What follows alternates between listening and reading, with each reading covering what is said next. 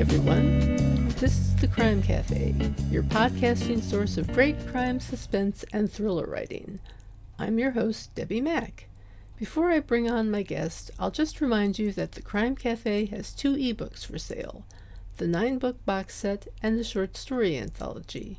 You can find the buy links for both on my website, debbimack.com, under the Crime Cafe link.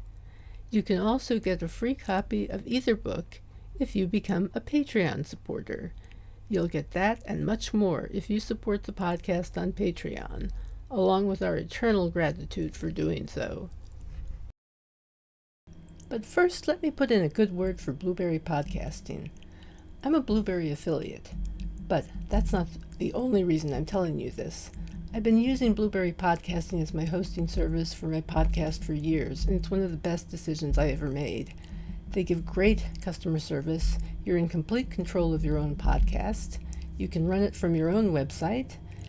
And it just takes a lot of the work out of podcasting for me. I find for that reason that it's a company that I can get behind 100% and say, you should try this. Try Blueberry. It doesn't require a long-term contract, and it's just a great company, period. And it also has free technical support by email, video, and phone. So you can get a human being there. Isn't that nice? Hi, everyone. Our guest today is the Edgar Award-winning author of multiple mystery series and noir short stories. Her first historical mystery, Clark and Division, won a Mary Higgins Clark Award and follows a Japanese-American family's move to Chicago in 1944 after being released from a wartime detention center. She's also written numerous nonfiction books and a middle grade novel. It's my pleasure to have as my guest Naomi Hirahara.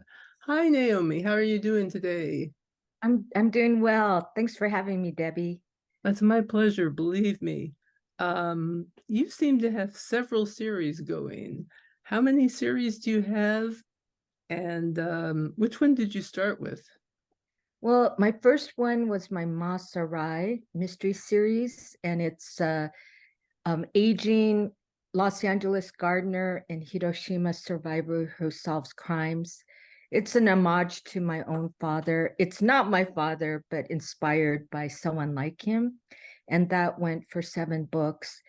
And actually 2 of my series, they've only made it as far as being duologies. One is the Ellie Rush bicycle cop mysteries, and there's a Leilani Santiago shave ice mysteries. I guess we're calling that the Leilani Santiago Hawaii mysteries set on the island of Kauai. And more recently, I've changed to historical mysteries, and we've called it because publishers like series, but it's loosely linked. It's called the Japantown Mysteries, and as you mentioned, Clark and Division is the first. The second just came out, Evergreen, and it'll be followed with a third one, but not from that main character's point of view, but another character. Interesting. So it's like the same world, but a different character. Exactly. And it's actually even a different time period. So the third one will be set in 1903. So you go back in time. Exactly. I wanted that latitude to jump around. And in terms of Clark and Division and Evergreen, I thought I look at it as bookends to my lead character, Aki Ito, her kind of resettlement story. And I didn't want her to turn her into an amateur sleuth where she's investigating like random incidents. The 2 storylines in both books are deeply personal. So I kind of wanted to, her story to end with Evergreen. Yeah, interesting. It's fascinating because I can't think offhand of another series where people go backward in time. Yeah, I mean, Tanya French, she has her Dublin murder mysteries, which go but that's all in the same like investigative unit, and it's different characters all in that same unit. But yeah, it should be interesting. I'm all for like stretching the rules. So and I think it'll work out. I love that. I love stretching the rules. That's great. Let's see. So I was going to talk about Leilani Santiago because I read the first book in that dual set, and I see you have a follow-up to that. What was it that inspired you to write about Hawaii during the pandemic in that first one? Yeah. Well, the first one was before the pandemic, and the second one, in Eternal Lay, took place in the pandemic. And it was just a question of timing, because, and I asked, that was published by a small press called Prospect Park Books, and it's since been acquired by a Nashville based publisher. But my publisher and editor, Colleen Dunn Bates, she loves Kauai and she loves Hawaii. And I guess it was about, I was writing it about, I believe around 2020, around that time, 2021. And no, yeah, 2020. And I was asking Colleen, because the people have different opinions on whether you should, especially something that's more cozy-ish, should you set it in the pandemic or not? Because a lot of people, that's the last thing they would want to read. But in talking it over with Colleen, we just knew the pandemic was like a seismic shift in terms of tourism and life in Hawaii. And I really kind of needed to go there. And I'm glad I did, because tourism fell by 80%, and it was kind of like a different type of Hawaii. So it almost became like a locked room mystery, like, because not that many people are coming from the outside, like who is this woman, this mysterious woman that was found in the ocean in Waimea Bay, where did she come from? And it was actually kind of nice to have a lot of limitations, to where this mysterious person victim came from. So yeah, I was very happy to do it. Of course, I couldn't go to Hawaii at that point, but there was, so with the internet, where I could watch Hawaii news, right, on YouTube.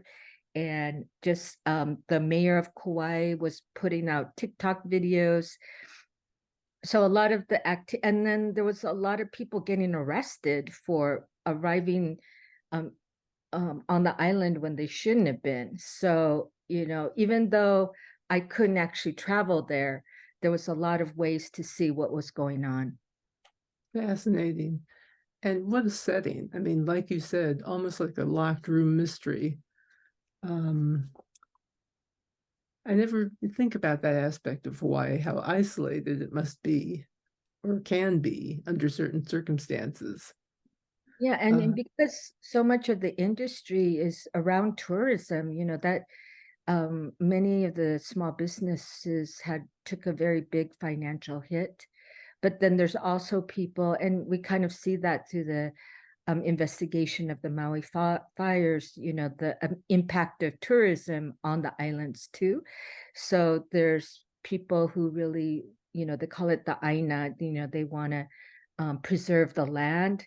So there's this natural tension of people trying to promote tourism and people trying to keep it among Native Hawaiians. So, with mysteries, we need conflict. So it's kind of built in. Absolutely, yeah. Before you started writing fiction, you were a journalist, and then you became an editor, correct? That is correct. Do you feel that these experiences helped you as a writer?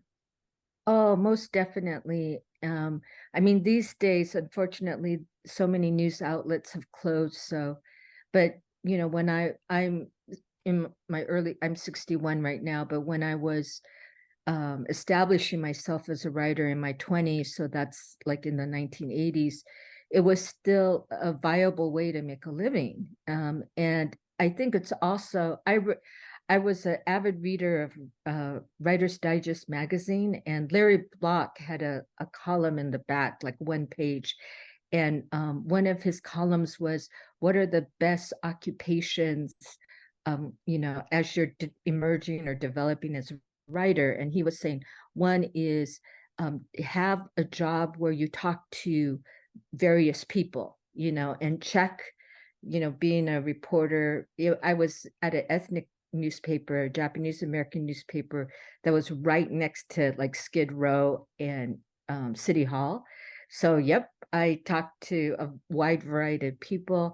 I think the second kind of job is, he said, to get a job where you actually are writing, and it doesn't have to be fiction, but to help hone your craft and check, that's what you're doing as a reporter, and you can't wait for the muse to hit you, right?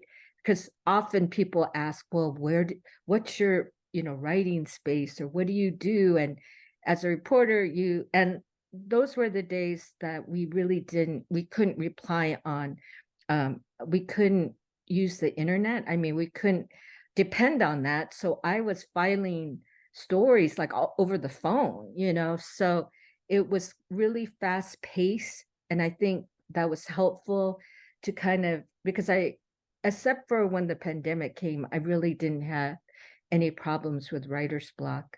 And I think the third kind of job Larry Block recommended was a job where, you make the most amount of money for the least amount of effort, and of course, journalism is not that kind of job, but I did other things later. So I heeded his advice in all three areas. Yes, excellent advice too. Let's see. What are you working on now? Is the third book in the series?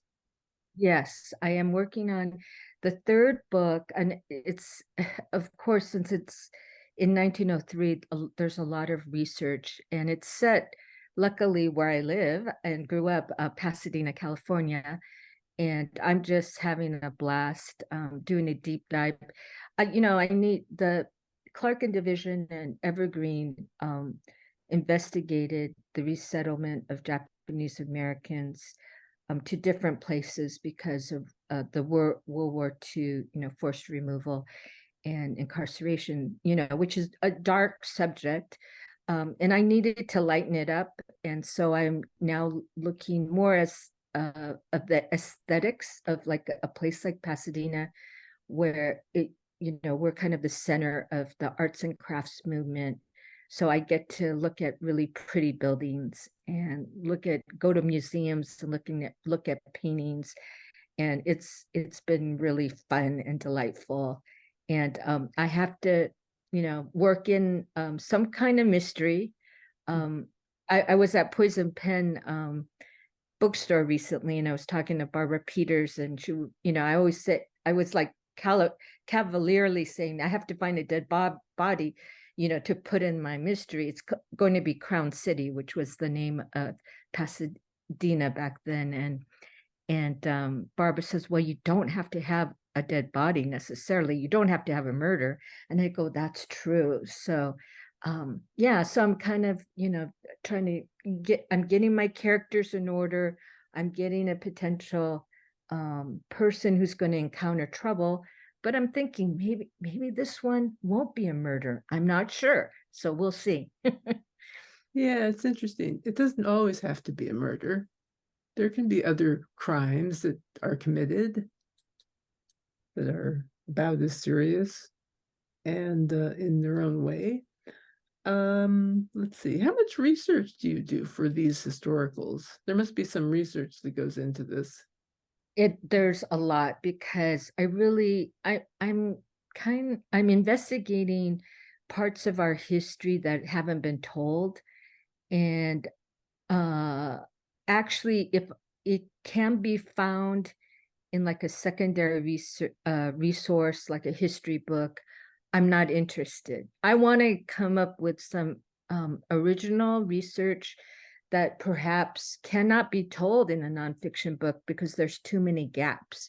So being a mystery writer, and of course there has to, in most cases, there has to be some kind of criminal element. But so as a mystery writer, I could swoop in and imagine and connect the dots. But I will say, actually, technology has made it easier. For instance, in Evergreen, it takes place in 1946, Los Angeles. And I have worked in my own old newspaper. It's called the Rafushimpo in there. It originally had started in 1903, and during the war, of course, it had to close, but it reopened in 1946, January 1st. So I've been able, through my library card from Los Angeles Public Library, to go into the database and look over each, issue. I probably didn't look at over each one, but it's also keyword searchable. And so it's been wonderful to have resources like that provide kind of a chronology. And, I have manipulated some of the dates, but in the notes in the back of the book, I've noted what I've done. So it's as clean as possible. But it's just a framework where I could hang my particular fictional book on. And it's a wonderful way, actually, to introduce people to his, I'm already getting comments like, I never knew that about Los Angeles, during that time. And maybe these readers would not have picked up a nonfiction book on the same topic. But if it's a mystery, it's with a character that they like to follow, they'll go with it. Yes. Isn't it great when you can learn something from a book as well as be entertained by it? I love that. What authors have most inspired your writing? I think probably for the types of mysteries I write, a lot of African American detective novelists, including Chester Himes.